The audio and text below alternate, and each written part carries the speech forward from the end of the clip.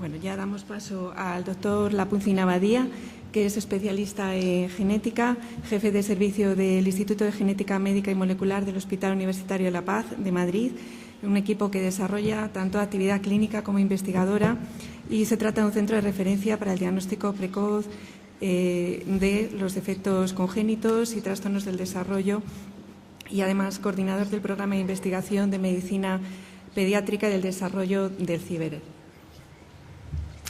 Bueno, buenos días a todos. Como siempre, es un placer estar aquí en esta casa, en Puerta de Hierro, y ver a todos, gente conocida y encantadora de la Asociación de Síndrome de Angelman. Quisiera también agradecer a la doctora Román y a la dirección de la casa por esta invitación.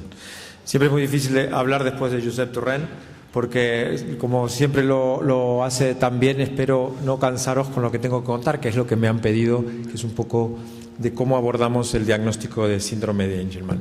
Y la verdad es que es tan complejo la patología que yo lo tengo absolutamente comprobado. Cuando pregunto a 100 médicos generales qué es el imprinting, no hay ni uno que sepa lo que es.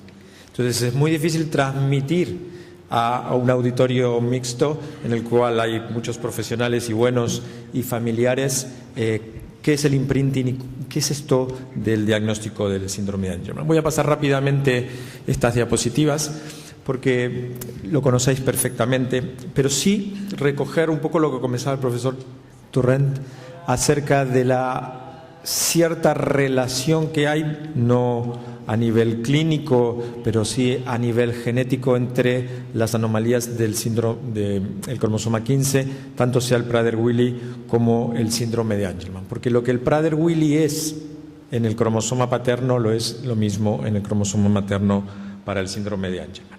Entonces, ¿qué es el imprinting genético, o lo que en castellano podríamos traducir como impronta genética? Si yo les dijera a vosotros o preguntase ¿cuántos genes tenemos? Pues bueno, tenemos uno alrededor entre 23.000 y 25.000 genes. Está muy claro. Así como las enfermedades raras son entre 6.000 y 8.000, pues tenemos entre 23.000 y 25.000 genes. ¿Qué pasa si uno, en cualquier persona, necesita que un gen funcione? Para que funcione un gen hay todo un mecanismo complejo, que es que el gen tiene que estar activado. Ese gen genera un montón de situaciones intermedias que se llaman, entre otras cosas, ácidos ribonucleicos, para finalmente producir una proteína. Esas proteínas, que tenemos miles en nuestro cuerpo, son las que nos permiten hacer todas nuestras funciones y sobre todo estar vivos. Entonces, como tenemos dos copias de nuestra información genética, tenemos la posibilidad de tener un gen materno y un gen paterno, llámese un gen heredado de nuestro padre, un gen heredado de nuestra madre. Y la situación real que hay con los mamíferos, nunca me gusta usar esta palabra, pero es la que hay, los mamíferos superiores, como parece que somos los seres humanos, es que da igual cuál de los dos genes se están expresando. Es decir, si yo tengo que expresar un gen para producir una proteína, la albúmina, una proteína que probablemente todos conozcáis, da igual que sea el paterno o el materno, o los lunes el paterno, los martes el materno, o los dos a la vez, da igual. Pero para 70 genes en nuestro cuerpo de los 25.000 es absolutamente imprescindible que el que se esté expresando sea el que hemos heredado de nuestro padre o el que hemos heredado de nuestra madre. Los dos genes pueden estar igual, están de hecho ahí, pero solamente se está expresando, está funcionando el que hemos heredado de uno de nuestros progenitores. Porque si esto no ocurre, para algunos genes en particular, y concretamente, como digo, son 70, esto produce problemas. Entonces, la impronta genética es no más ni menos que esto, la expresión diferencial de algunos genes, 70, en los mamíferos superiores, dependiendo del sexo del progenitor. Por lo tanto, no da igual que en algunos genes se exprese el de mi madre, si necesita forzosamente, para que haya salud y para que haya homeostasis, para que haya normalidad y equilibrio biológico, se tenga que expresar el del padre. Entonces, ¿cómo se logra esto? Esto se logra de una forma reversible. ¿Por qué? Porque yo tengo todos mis genes en este momento marcados, permitirme la palabra, como varón. Y cuando yo me voy a reproducir, me reproduzco, si voy a tener una niña, esa niña tiene que tener una nueva marca que diga que es niña y no que es niño. Por lo tanto, los genes se modifican epigenéticamente con una función que se llama, entre otras cosas, metilación, y que es reversible. ¿Cómo se averiguó esto? No voy a ocupar mucho tiempo porque es muy complejo, pero esto se averiguó hace unos 20 y tantos años atrás, 2 investigadores en la Universidad de Cambridge que les valieron el premio Nobel. Y lo que hicieron es coger ovocitos de ratones y meterle dentro cromosomas también de mujeres, de ratonas, digamos, no de mujeres, de ratonas.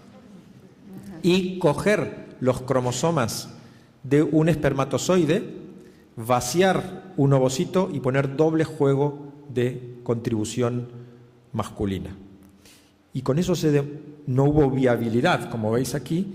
Algunos ratones empezaron a crecer y luego, digamos, decrecieron intraútero. Con la doble contribución femenina, las placentas se ponían enormes y no eran viables. Y con esto se demostró que no era solamente necesario tener un número de cromosomas normales, sino que los cromosomas tenían que ser, en algunos casos, en ese momento se creía que tenían que ser la mitad y la mitad, pero tenían que ser algunos masculinos y femeninos. ¿Y dónde se juega este gran match? ¿Dónde se juega? Pues se juega en este momento. Mirad, esta es nuestra evolución a nivel de marca epigenética. En este momento, cuando el ovocito o el óvulo es fecundado por un espermatozoide, cosa que nos ha pasado a todos en nuestro día cero o momento cero de vida, lo que hay es una bajada brutal de lo que se llama la metilación del ADN. Mirad, en el hombre, o sea, en aquel que va a ser un hombre o que tenga cromosomas masculinos, la metilación baja hasta más o menos el cuarto día en el cual se empieza a recuperar hasta recuperar la metilación normal de cualquier embrión. Sin embargo, en un ovocito femenino ocurre un poquito más tarde, pero sigue siendo a 0 y aquí se vuelve a recuperar. Aquí os voy a poner un pequeño vídeo, cortesía del profesor Coco, de una fertilización asistida. Esto está aconteciendo ahora en el laboratorio. Ahí está entrando el espermatozoide fecundando, pero en circunstancias naturales ocurre en esta región, en la trompa del útero, en el cual empieza a migrar el espermatozoide y se encuentra con el ovocito. Fijaros que se empieza a ver un montón de cambios en este huevo. Esto está apresurada la película, pero aquí son 7 horas, 8 horas post-fertilización, y verás que aquí se están empezando a formar 2 pronúcleos y que en este momento las células empiezan a acometer lo que es la primera división. Empiezan a dividir y ahí se generan 2 nuevas células. En este momento estamos aquí, pero fijaros que en este momento estamos aquí en metilación. Aquí este nuevo ser humano tiene la mitad de la metilación que va a tener cualquier adulto. Y a medida que va aumentando la cantidad de células, la metilación va bajando. Luego, en el periodo de blastocisto, que ahora lo veréis, que llega aquí, en el momento estamos aquí, la metilación está a 0 y aquí se empieza a recuperar en el desarrollo embrionario consecutivo. ¿Qué quiero decir con todo esto? Y esto es simplemente pues un vídeo de una fertilización acelerada en el laboratorio de una fertilización asistida. El momento crítico para las enfermedades de imprinting, y el síndrome de Angelman es el paradigma de la enfermedad de imprinting, se juega en estos primeros 3-4 días post-fertilización. Y este momento es crucial para que la marca epigenética, para que la metilación, que es la que regula el 90% de la expresión de un gen, para que un gen funcione, sea de un padre o sea de una madre, empiece y correctamente continúe en forma normal. Entonces, si yo ahora os pregunto a todos vosotros que sois expertos ya en impronta o en imprinting, digo, cuando un gen está encendido y funciona es porque ha perdido la impronta genética. Pensar la impronta, perdonadme estos resabios de castrenses, es como si fuese la bota de un militar puesta sobre el gen. Está la huella, la impronta puesta sobre un gen. No deja que ese gen funcione. Si no hay impronta, es como que la planta del pie se ha salido de ese gen y deja que ese gen funcione. Por lo tanto, cuando hay imprinting paterno o impronta paterna, quiere decir que el gen, la copia que hemos heredado de nuestro padre, está inhibida, está improntada, está apretada con el pie para que no funcione. Y quiere decir que el gen que se está expresando es el materno. Y lo contrario cuando la impronta es materna. Y aquí tenéis la región compleja de Prader-Willi y Angelman con todo este bloque de genes en el cromosoma 15, dos grandes bloques, dos DMRs, así se llaman técnicamente, regiones diferencialmente metiladas que acontecen y que son responsables de que aparezca la enfermedad. Fijaros, la enfermedad puede aparecer, y lo sabéis perfectamente bien, cuando falta la copia materna, es decir, cuando hay una microdeleción que se pierde la contribución materna, y la contribución materna aquí es absolutamente necesaria para que haya salud y que no haya síndrome de Angelman, o cuando acontece un fenómeno menos frecuente, que es que hay doble contribución paterna. Eso técnicamente, y lo habréis visto en muchos de nuestros informes, se llama disomía uniparental, es decir, la herencia de dos copias paternas sin contribución materna. Y rara vez, o menos frecuentemente, por alteraciones específicas, aunque haya un cromosoma paterno normal y haya un cromosoma materno normal, por alteraciones específicas en estos centros de imprinting que son los responsables de que esos genes funcionen bien. Entonces ahora voy a poneros a prueba y voy a deciros qué es para aquellos 100 médicos que no sabían lo que es el imprinting, cómo veo yo el imprinting, o qué es el imprinting de verdad. Mirad, estas son secuencias verdaderas desde animales de laboratorio hasta, como decía antes, perdonadme, los mamíferos superiores. Es una región específica del cromosoma 15, en el cual cromosoma 15 humano y sus correspondientes homólogos en un pez, un reptil, la rata, ratón, el gato, el perro, el gorila, el chimpancé y el Homo sapiens. Como veis aquí, la evolución ha hecho que en esta posición específica, este nucleótido, esta C, está conservada en toda la evolución. Luego, esta G también está conservada en toda la evolución. Somos iguales en esta posición homóloga desde un pequeño pez cebra hasta el ser humano. Sin embargo, aquí ha habido cambios. Aquí en los invertebrados inferiores hay una T y en los vertebrados superiores ha cambiado a una C. Pero si veis el gorila, el chimpancé y el Homo sapiens, la escritura de nuestro alfabeto genético es idéntica para esta región.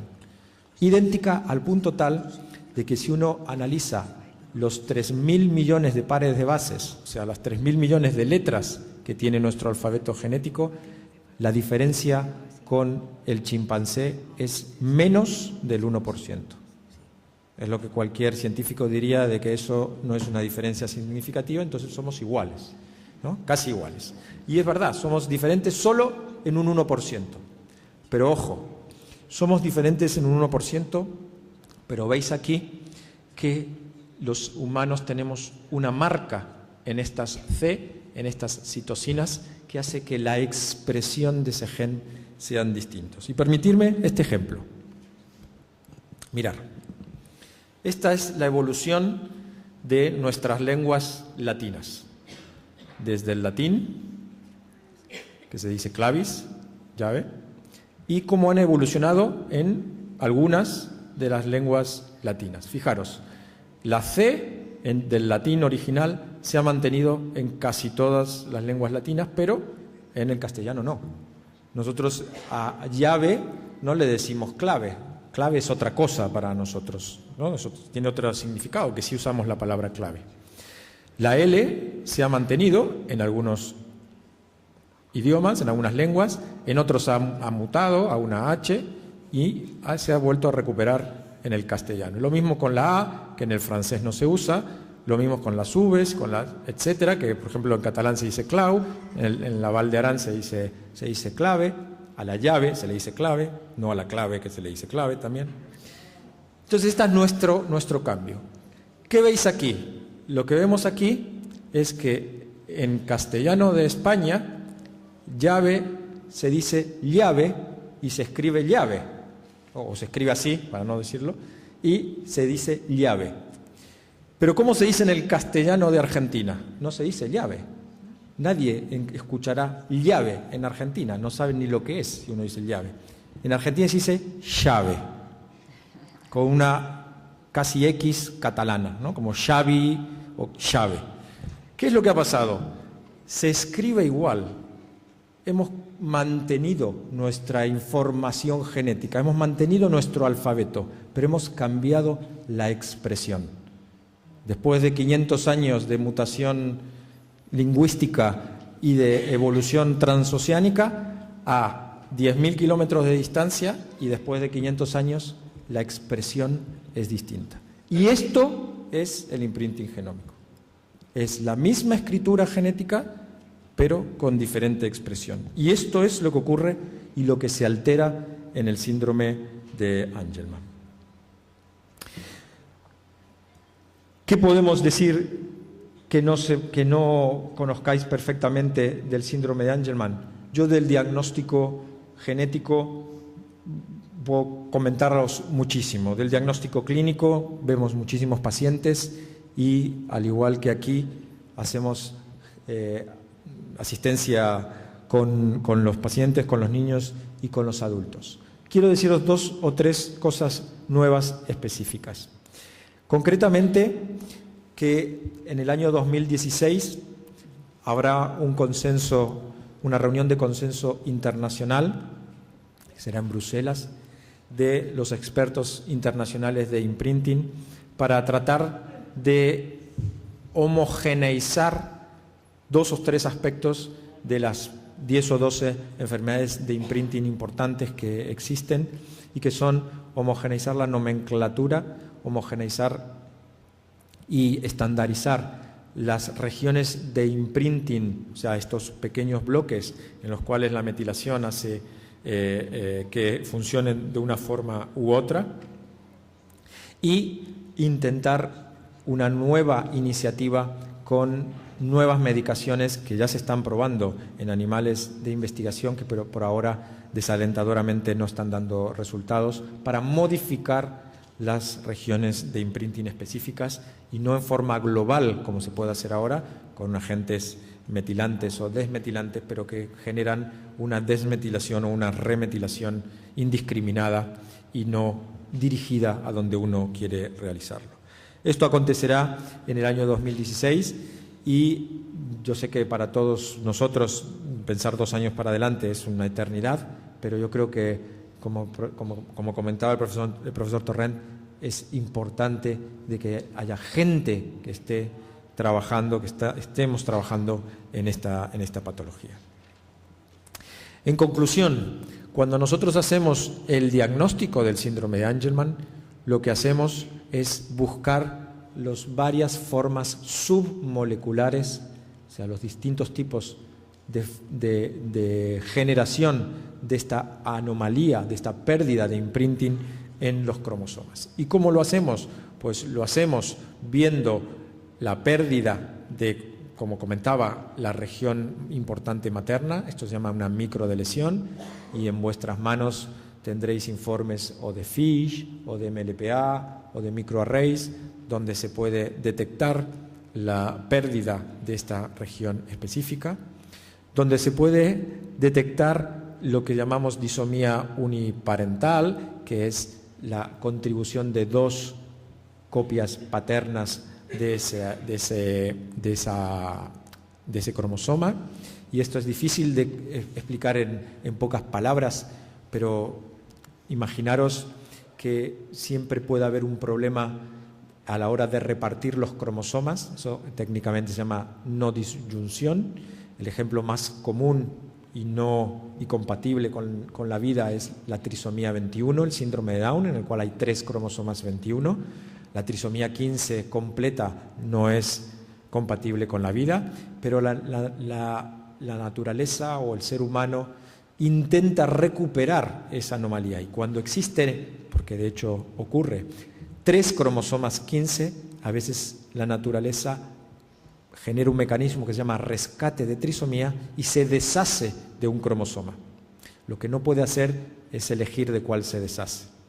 Por lo tanto, cuando hay 3 cromosomas 15 y esa contribución ha sido de un cromosoma extra paterno y el embrión en sus tejidos rescata la trisomía en la siguiente división perdiendo un cromosoma 15, si pierde el cromosoma 15 materno y retiene los 2 paternos, se produce esta disomía uniparental.